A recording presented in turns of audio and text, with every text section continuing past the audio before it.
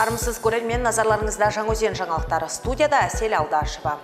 4 қараша күні кендірлі демалыс аймағы аумағында Маңғыстау облысы әкімінің кубогына арналған 100 шақырымдық сынақ бәйгесі өтті. Сынақ деп аталу себебі бұл шара адай жылқысына асыл тұқымды мәртебесін алып беруге арналған. Жүйріктерді тексеріп бақылау үшін біріккен араб әмірлігінен 6 арнайы маман қатысты. Олар бәйге жолынан келген жылқылардың жүрек соғысын өлшеп, жағдайына жіті көңіл бөлді. Ал облыстың аудандары мен Жаңаөзен қаласының ветеринар дәрігерлері жүйріктерге дәрігерлік ем-дом жасау үшін жұмылдырылды. Сынақ бәйгеге жалпы 31 жылқы тіркелді. Олардың арасында Ақтөбе, Ұлытау өңірлерінен келген жүйріктер де болды. Жылқылар 100 шақырымдық жолды 4 кезең бойынша басып өтті. Біріншісінде 30 шақырымды бағындыру керек. Одан аман-есен келген жүйріктер тексеруден өтеді. Денсаулығы қалыпты, жүрек соғысы 64-тен аспаса, келесі 30 шақырымға жіберіледі. Бұл сынақта 7 жылқының жағдайы сыр беріп, бірқатары сөреге жете алмай қалса, бірнешеуі тексерудің талабына сай болмай шықты.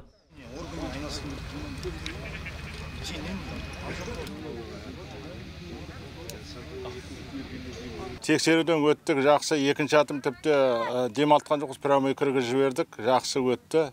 Бәрі де 54-тің ұяқ па, 53, сондай немен жүрек тексерісі жақсы болды. Өте қуаныштымыз, жақсы. Мінеке Маңғыстау елді мекеніне алына разы болсын дейміз. Осындай ұйымдастырып, елі халқы ұйымшылдықпен жақсы бағада өткізіп жатыр. Атымыз 60 километр шауып келіп, енді 20-ға кетті. Екінші атымыз енді шығайын деп жатыр. 6-шы, 7-ші орында келе жатырмыз. Алла сәтімен берсін. Біз енді семьямызбен, бала шағамызбен келіп жатырмыз. Қазақ мал шаруашылығы және жем шөп өндірісі ғылыми зерттеу институтының қызметкерлері адай жылқысына 3 айдай сынақ жұмыстарын жүргізген. Олар 1000-нан астам қамбар ата түлігінің құйрығы мен жалынан сынама алып тексеріп шыққан. Нәтижесінде аталған жылқыларға генетикалық паспорт берілетін болған. Бұл еліміздегі 3000 жылқының ішінен адай сәйгүліктеріне беріліп отырған бірінші сертификат екен. Мемлекет басшысы Қасым-Жомарт Кемелұлы Тоқаев Маңғыстау облысына іс-сапармен келген кезде елдің ақсақалдары, игі жақсылары осына ұсыныс енгізгенде үкіметке және Маңғыстау облысының әкімдігіне президентіміз тапсырма берген болатын.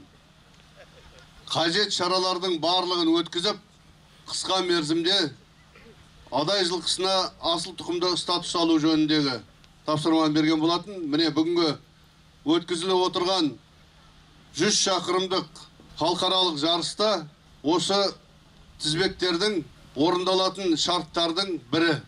Осы шараға қатысу үшін уақыт тауып келгендерің үшін рахмет.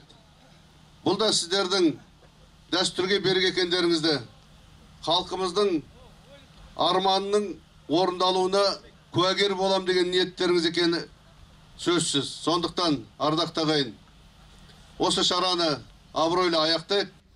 Бәйгенің өтуіне өлкеміздегі өндірістік мекемелердің бірнешеуі қолдау білдірген, ал ветеринар дәрігерлерге, төрешілерге және ұйымдастырушыларға Жанарыс жауапкершілігі шектеулі серіктестігі 3 түрлі үлгіде арнайы киім тігіп берген. Сондай-ақ бәйге алаңына қажетті жабдықтарды жасауға көмек көрсеткен. Атшабар алаңына 3 үлкен үй тігіліп, келген қонақтарға дастархан жайып қызмет көрсетілді. 2 ағаш үйдің біріне ұлттық ерекшелігімізді айғақтайтын бұйымдардан көрме жасақталған. Өнер мемлекеттік коммуналдық қазыналық кәсіпорны концерт ұйымдастырып, жиылғандарға әсем әндерін тарту өтті. Сынақ бәйгенің қорытындысы және жүргізілген басқа да шаралардың нәтижесі бойынша желтоқсан айының соңында адай жылқысына асыл тұқымды мәртебесі беріледі. Сәбит Лұқпан, Бақытжан Ахметұлы, жаңалықтар. Жаңаөзен қалалық полиция басқармасының бастамасымен мектеп пен колледждерде біз нашақорлыққа қарсымыз, нашақорлық халық індеті тақырыбында түсіндіру жұмысы жүргізіліп жатыр. Шара аясында мамандар Маңғыстау жоғары медицина колледжінің студенттерімен кездесті. Қазіргі таңда жасөспірімдер арасында темекі шегіп, түрлі зиянды нәрселерді тұтынатындар бар. Жиында зиянды әрекеттердің соңы қайғылы жағдайларға алып келетіні айтылды. Сондықтан болашақ медицина қызметкерлеріне салауатты өмір салтын ұстанып, көпке үлгі болу керектігі ескертілді. Сондай-ақ колледж педагогтары да студенттердің тәртібімен өзін ұстауын жіті бақылауға алғанын жеткізді. Бұның мақсаты жастарды нашақорлықтан арылу, одан кейін салауатты өмір салтын сақтану. Және де қосымша айтап өтерім, қазіргі таңда өтіп жатқан республикалық мектеп шұғыл шарасын аясында студенттеріміздің сабақтан қалуын және де сабақтағы колледж қабырғасындағы тәртібін сақтау, сонымен қатар жасөспірімдердің арасында қылмыстылық пен құқық бұзушылықтың алдын алу. Жаңаөзен қаласының 55 жылдығына орай футболдан турнир өтті. Райымбек Кап деп аталған спорттық жарыс футболшы Райымбек Ақмағамбетовті еске алуға арналды. Турнирге Батыс Қазақстан өңірлерінен барлығы 17 команда қатысты. 3 күнге созылған дүбірлі дода жайында келесі бейнесюжетте. Турнирді Жаңаөзендік Кофе Ривер мен Шаңырақ командалары ашып берді. Жарыстың алғашқы күні аяқ топ шеберлері 16 ойын өткізді. Спорт сүйер қауым тартысты әрі қызықты ойынның куәсі болды. Хан командасы қосарынан келіп тұр. Өте керемет турнир өтуде. Ең алғашқы ойынымызды өткіздік. Ақтөбенің достық командасымен. Өте қиын ойын болды. Оларда жақсы құрама жиналған, ойнаған профессионал игроктар бар. Қызық қиын ойын болды, тең ойнадық. Турнир өте керемет өтуде. Атмосфера бәрі жақсы. Жаңаөзен жиналып, әдемі ойындар тамашалауда. Ұйымдастырушыларға, командаларға бәріне рахмет, сәттілік. Атырау, Ақтау командаларымен ойын көрсетіп, бір ойында жеңілмей қазір финалға шығып тұрмыз. Атриум деген командамен біз уже групповой этапта ойнаған болатынбыз. Олармен 3-3 есебімен тең түскен болатынбыз. Жақсы қарсылас, барлық Қазақстанға танымал. Біздің команданың ойыншылары да осы емес. Ойын өте қарқынды болады деп ойлаймын. Турнирге Атырау, Ақтау, Ақтөбе, Орал, Жаңаөзен, Құлсары қалаларының командалары қатысты. Барлығы да бір-біріне осал қарсылас емес екендерін дәлелдеді. Жарыстың екінші күні 14 ойын өткізілді. Ал үшінші күні Қымыз бен Баянды командалары футбол алаңына шығып, үшінші орын Қымызға бұйырды. Ақтаулық Атриум мен Ақтөбелік достық командасы жарыс жеңімпазын анықтау үшін таласты да тартысты ойын көрсете білді. Нәтижесінде 3-1 есебімен Атриум жеңіске жетіп, кубокты иеленді. Кез келген жарыста енді оту өзінің бір ерекшеліктері бар. Мына жарыста да өте қиын болды бізге де. Мысалы, өзіміздің тобымызда бар Атырау, Ақтөбе командасы, мысалы, екі рет теңге жеңілсе, бір команда тек ұттық. Финалда енді білесіз, көргендей, бірінші тайм 1-0 ұтылып жатыр, 1-1 қылып балдар айту. Сол намысты қолдан бермеу керек болды. Сөйтіп кішкене жинақталып 3-1 алған қалауымен чемпион болып жатыр. Өте қуаныштымыз. Шаңырақ командасының ойыншысы болған Райымбек Ақмағамбетовті еске алуға арналған спорттық дода Аманат партиясы мен қала әкімдігінің қолдауымен өткізілді. Ұйымдастырушылардың сөзінше, Жаңаөзен қаласында соңғы жылдары футбол ойынына деген сұраныс жоғары, қызығушылық артқан.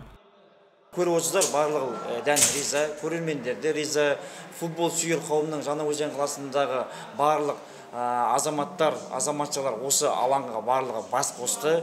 Жалпы бұл турнир Батыс Қазақстан облысының аралығында өтіп жатыр. Яғни біздің осы Батыс Қазақстан облысына кіретін 4 облыс осында ойын көрсетіп жатыр. Алдағы мақсатымыз 2024 жыл Жаңаөзен қаласының әкімдігімен осыған қатысты туризм және спорт министрліктерінің қолдауымен қазір келіссөз жүргізіліп жатыр. Әрімен қарата бұл келіссөз жалғасатын болады. Алдағы мақсат 2024 жылы жалпы Қазақстан Республикасының деңгейіндегі үлкен турнир ұйымдастыру. Яғни жаңа айтып жатырмыз ғой, біздің Жаңаөзенде спорт саласына, соның ішінде футбол саласына сұраныс өте жоғары. Баламды Райымбек балам менің екінші балам еді. Өмірден өткеніне 8 ай болды. Ұйымдастырушыларға көп алғысым шексіз. Аналық жүрегімен көп алғыс айтамын. Мынау Атыраудан, Ақтөбеден, Ақтаудан, Құлсарыдан келіп жатқан командаға, осы турнирге атсалысқан көптеген Ақтаудан да салысқан өзен футболшыларына көп рахметімді айтамын. Турнирде жүлделі орын иеленген командаларға қаржылай сыйлықтар табысталды. Сондай-ақ үздік ойыншы, үздік қақпашы, үздік сұрмерген, үздік көрермен секілді 9 номинация бойынша марапат ұсынылды.